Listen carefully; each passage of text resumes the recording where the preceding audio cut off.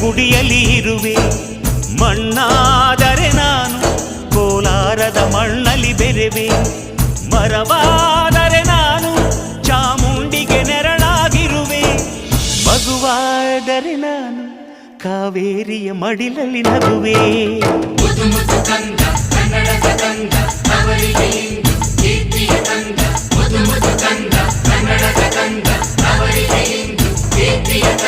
ಕಲ್ಲಾದರೆ ನಾನು ಬೇಲೂರಿನ ಗುಡಿಯಲ್ಲಿ ಇರುವೆ.